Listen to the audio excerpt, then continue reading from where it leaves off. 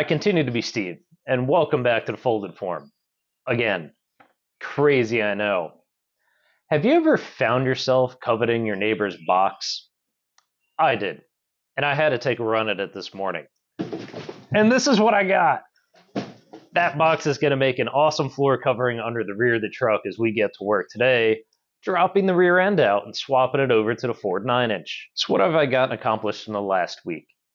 The front end's basically complete. Crown Vic front end is installed, new chassis components are in, coilovers are installed, and we have a set of junkyard wheels and tires on there so we could, I would say, roll the truck around, but once I take care of the rear end, I only have 2 junkyard tires, so I don't have anything else that matches the bolt pattern. Today we're going to complete some, not all, the updates required for the braking system. We're going to get the booster, master cylinder, and pedal all linked together correctly.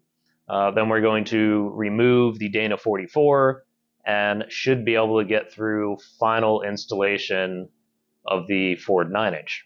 This will also allow me to shift the motor forward as needed so I can reuse the drive shaft, which means we can also angle the motor, angle the rear end, and build motor mounts. So we'll be basically done after this. So what's the plan on the brake system today?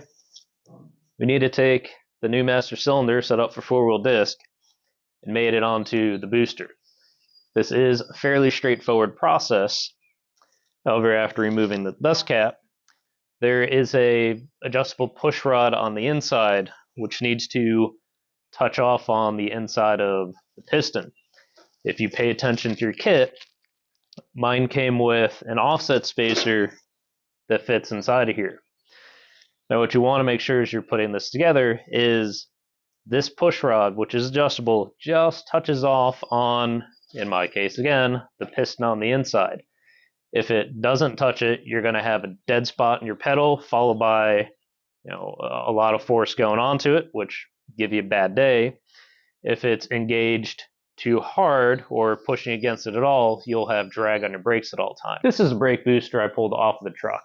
The push rod length between the booster and the pedal is roughly 8.5 inches. The setup that came with the new brake booster set is about 2 inches too short.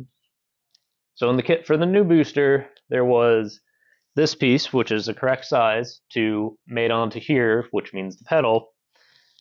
This threaded piece, what I'm going to do is take a pair of 3/16 24 collars, which are threaded all the way through, weld them together, cut the threads off of here, red Loctite them in place so it's basically welded, and then with the use of this, I will have the correct offset to set the pedal. Safety first.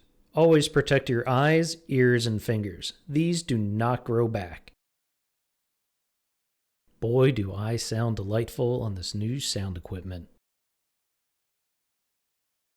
Carefully grind away from your face. As you can see, I'm at ninja level with the death wheel and have given up on the included safety shield.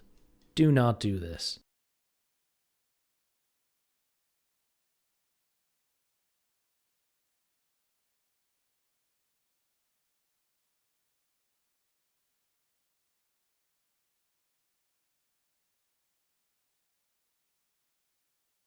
Here I am welding the pair of threaded couplers together to form one, well, much longer coupler.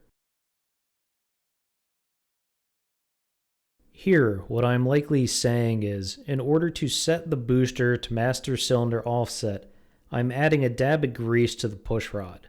This, in combination of a visual inspection to determine if the master cylinder is sitting flush on the booster or rocking, will tell you how to adjust the push rod.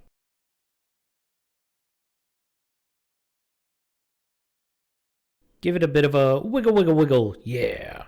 Check the master cylinder piston insert for the grease pattern. If the center of this pattern is clear, followed by a surround of grease, that means your clearance is too tight.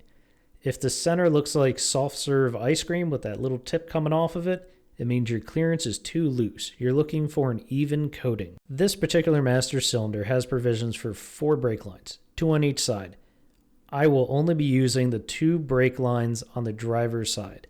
I will plumb the driver's side ports directly to this wheelwood proportioning valve, which I've had lying around for about the last decade. After you plumb your entire system, you want to be sure to remove the master cylinder from the car, put it in a vise, and bench bleed it. The advantage of bench bleeding is with a screwdriver you get a much longer stroke than you would using the brake pedal within your vehicle. Bleeding the master cylinder using your brake pedal can leave residual air in the system. We've Teflon taped the inside using the included nuts. Make sure the piston actually stays in. It's not enough clearance in the truck to show you how everything attaches to the pedal using this threaded piece we cut off earlier and this threaded nut that we welded together.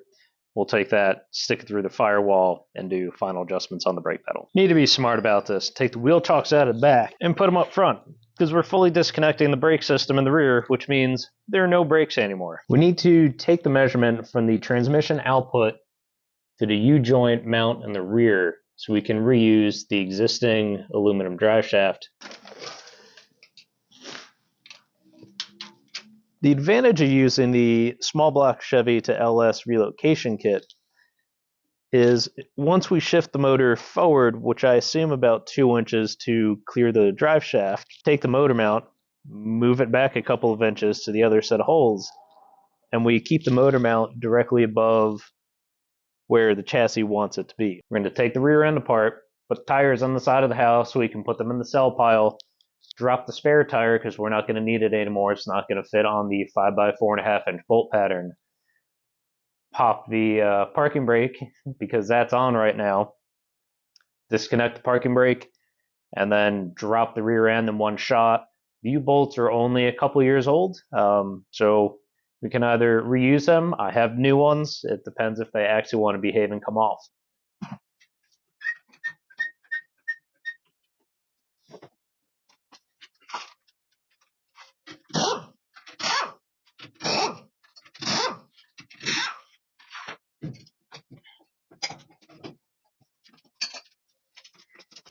These are actually a bit of a memento from the original truck. It came with trailer tires on it, these center caps, so I've kept them for the last 8 years. Using an off-the-shelf tire winch, I fabbed up a bracket to hang the spare tire under the truck, so if need be on the side of the road, we can safely lower it down. I placed the winch at such an angle that using the late model winch lowering kit, for lack of better words, passes straight through an existing hole in the bumper, which is used for safety chains when towing. My initial thought was I could just unhook the parking brake cables from the rear of the drums, and of course then I was reminded that I have to take the drum hat off to disconnect from the inside, which is fine. Shocks, brake hose need to come off. I was thinking to drop the rear end on its own, but if I drop the leaf springs off, which I have to take off anyway, to put the drop kit on, I may as well just take it all off in one chunk, which gives me a lot more access to use the pneumatic wrench.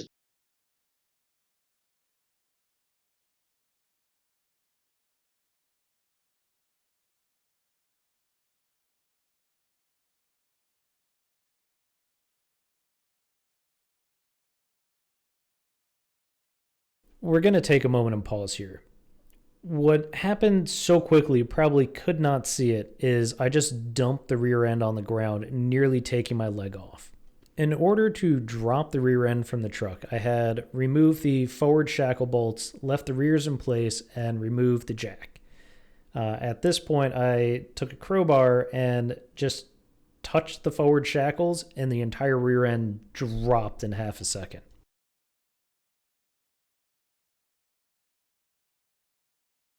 The axle's currently on the ground, but the leaf springs are ready to be harvested. Drop kit is ready to go on. I just need to read the instructions because I only want to do this once. If you're wondering, yes, that is hand painted by myself. This was a branding exercise. The channel was originally supposed to be Leak and Oil Garage, but once I decided I was going to do a full company, we had to do some more on the point branding.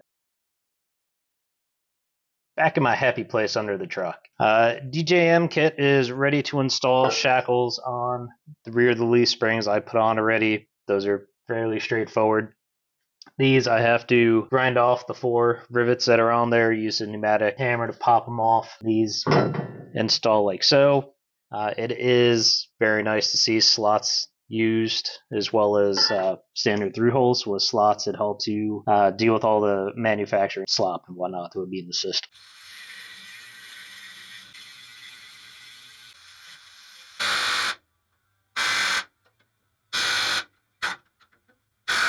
I've come back with touch-up paint to make sure nothing corrodes over time. My preference is to always use Loctite instead of lock washers. There are a lot of white papers out there that go through the effort of proving lock washers are not incredibly effective. They can rattle loose over time. The correct application and type of Loctite will not fail. What's too dark to see is a forward leaf spring mount is installed. Next, we're going to harvest both the driver and passenger side leaf springs along with the brake line T, which is right there. Before we install these leaf springs, we're going to flip them over and make sure the new perches fit on the existing studs on the bottom. We're also going to measure the chassis width, because the chassis width, along with the width of the new axle housing, will allow us to determine how much offset we need on each side so we're perfectly centered. If we're offset at all, I want it to be on the passenger side, but no more than 1/8 to 1/16 of an inch, because that's how the front clip ended up.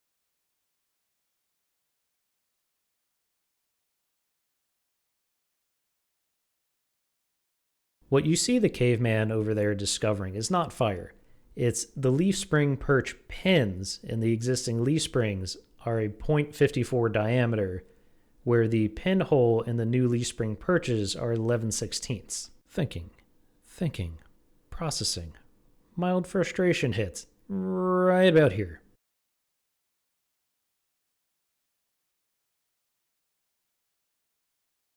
Of course, the last U-bolt nut would be stuck, so these U-bolts are definitely junk. We're going with the new ones.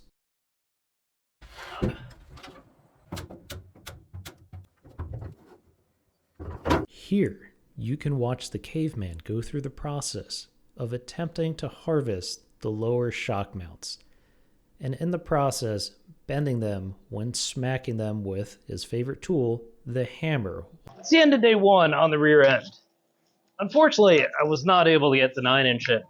But if you see FedEx what I've done, I haven't dropped the end. In all seriousness, everything's going really well today. The only issue I've run into is the new leaf spring perches are sized for a 5/8 pin, where I need one size for a 1/2-inch pin. I have not had any luck harvesting the old ones off of the Dana 44. Time to hit the internet and see what we can find. Here's your 30 seconds of intelligence for the day. As I mentioned earlier, the new leaf spring perch has an 11/16 pinhole, which is far too large for the .54-inch pin that's on the leaf spring pack.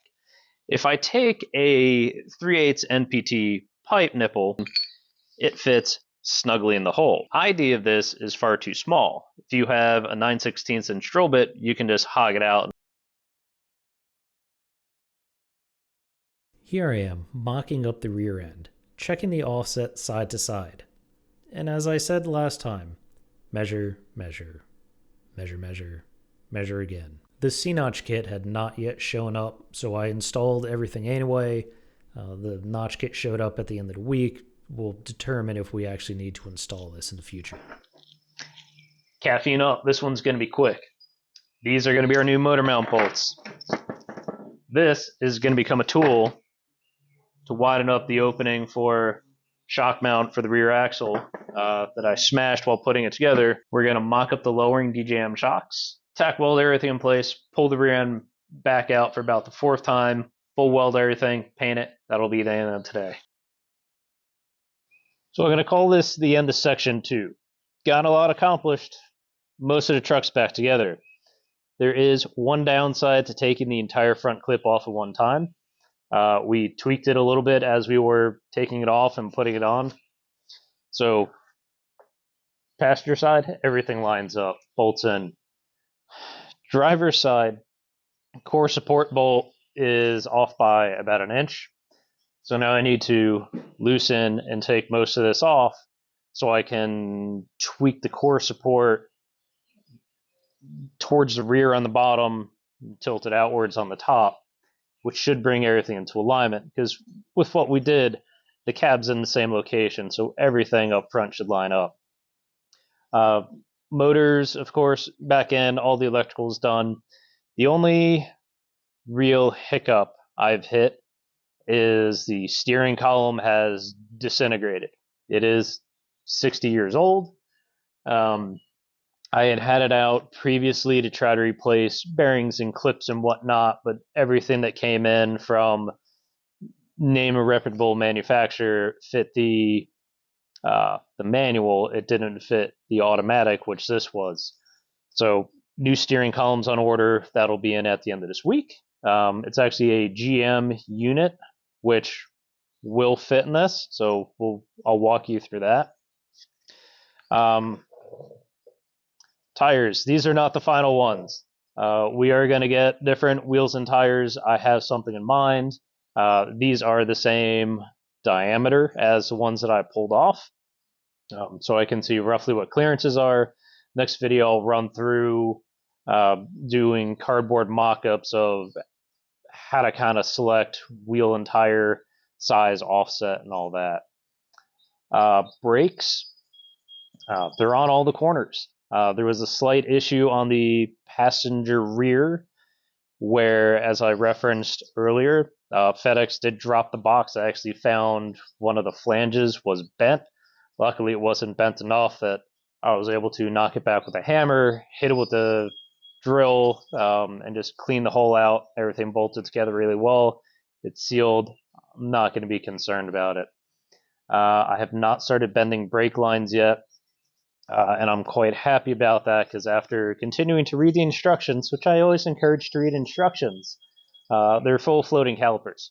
So I needed to get soft lines to run from the calipers to the axles so I can make hard lines to go to the soft line pickup in the rear. And then kind of the same story in the front. Thank you, passing car. I was doing really well today. In the front, we have the soft lines for the Crown Victoria, which I had ordered months ago. They are a couple inches too short to actually get back to the chassis mounts, which I want to use. I don't want to have to make some weird custom bracket that sits 6 inches off. But I also need to get fluid in the steering rack so I can run it through its rotation so I can actually take the measurements and make sure what I put in there is going to work properly and be able to take full lock in either direction and not tear. Checking out my notes. Ooh, that was it. I actually did a one take. So this one will go up soon. Towards the end of this week, I'll start working on the last section of this because I'm waiting on parts to come in. I'm at the mercy of that. I'll spend the next couple hours fighting with this corner to get it to line up. So I will. See you soon. Oh, like and subscribe. Those thumbs up do help get the video pushed. And we will have merch coming soon for Leak and Oil Garage.